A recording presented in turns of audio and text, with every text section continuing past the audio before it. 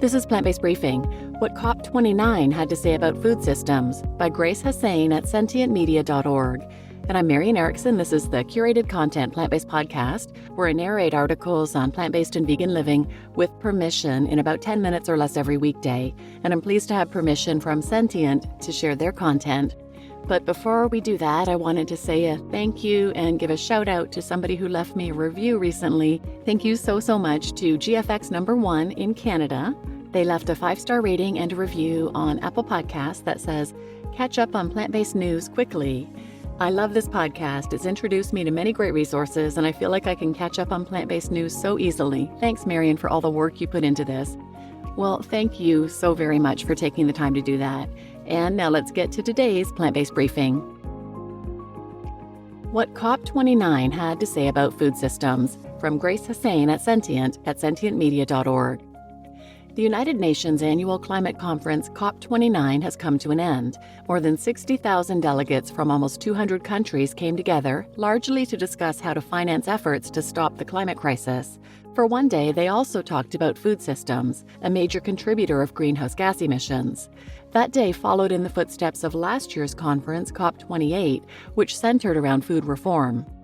There, delegates agreed that addressing emissions from food systems is necessary in order to meet climate goals. But neither during COP28 or COP29 did delegates walk away with the intent of reducing herd sizes or binding commitments to shifting dietary patterns. Instead, COP28 upheld livestock as part of the solution to the climate crisis, despite animal agriculture being responsible for at least 16.5% of greenhouse gas emissions. On November 20th, U.S. Farmers and Ranchers in Action, USFRA, and the Council for Agricultural Science and Technology, CAST, presented their new report at this year's climate conference, perpetuating the idea that agriculture, including livestock, is a climate solution. The report suggests that the technology to shift the U.S. agriculture industry to a carbon sink could be implemented in the near future. We wanted to look at what's near term, 5, maybe 10 years at most. Chuck Rice, a distinguished professor of agronomy working at Kansas State University and one of the report's authors, said in a webinar launch event, "We can reduce greenhouse gases, we can improve soil health while also increasing farmer profitability," USFRA Chief Executive Officer Kevin Burkham said during the webinar. Others are more skeptical about the practicalities of the report's suggestions, however. Can soil really sequester that much carbon? There are some big issues with the mitigation estimates that make them high. Richard Wade, who leads the World Resources Institute's agricultural initiatives, told Sentient in an email. He points specifically to the considerable role the report's authors expect soil to play by sequestering carbon. Our research has shown that these regenerative practices, while good for soil health, water retention, water quality, and building resilience, are unlikely to provide many greenhouse gas mitigation benefits for various reasons, Wade says. Part of the problem, he argues, is that the report's authors extrapolate research findings over hundreds of millions of acres of land, an approach that will give big mitigation estimates but says nothing about how feasible any of this is. The report claims that the pasture and rangeland that cattle occupy absorbs carbon. Soil can act as a major sequester, but agricultural management isn't necessarily helping with that process. Instead, transitioning land into pasture land can reduce its carbon capturing capacity. There are mitigation options that remain unexplored, including restoration of some agricultural land to natural ecosystems, Waite points out. Rewilding may be one of the best strategies for encouraging land to store carbon. Beef production provides economic value to rangelands, keeping the ecosystem services intact, reads CAST's report.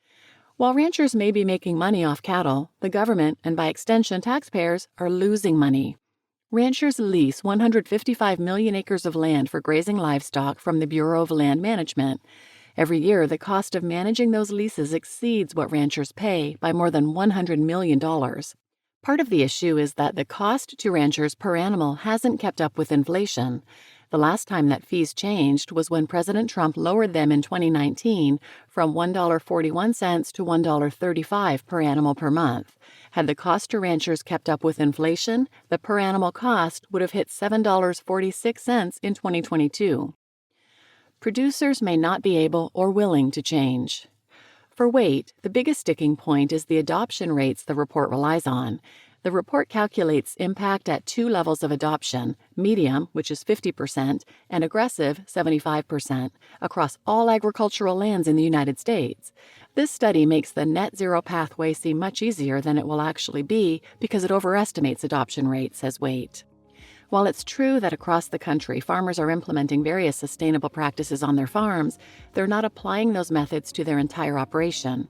Row crop producers, including those cranking out soy and corn, which are core components of animal feed, are lagging behind the farmers growing specialty crops like fruits and vegetables. The technologies and practices proposed in the report can cut greenhouse gas emissions and should be viewed as part of the solution to agriculture's contributions to climate change, says Waite. However, the report overestimates what mitigation is possible, and certainly within a 5 to 10 year period, Waite says. Instead, they should be pursued alongside working to change our food consumption patterns in the United States. He proposes 2050 as a more realistic goal for achieving a scenario where we have greatly reduced agricultural production emissions and are able to restore some natural areas, thereby offsetting those remaining, much lower agricultural emissions and getting to net zero. Sentient reached out to CAST for comment. The email was directed to USFRA, and Kevin Burkham, the organization's executive director, pointed us back toward the report, its interpretive summary, and the webinar without providing further comment. You just listened to What COP29 Had to Say About Food Systems by Grace Hussain at sentientmedia.org. And I'm your host, Marian Erickson. I've done a ton of other episodes about animal agriculture and the environment. I will list a few of them in the show notes for you that are related to this particular article. 779 is climate-friendly beef always just greenwashing. 561, why Gen Z is going plant-based faster than older generations. 557, why rewilding this kind of farmland is a win for the planet. And 471, deforestation and reforestation. So feel free to check those out, and please share this episode with anyone who might benefit, and thanks for listening.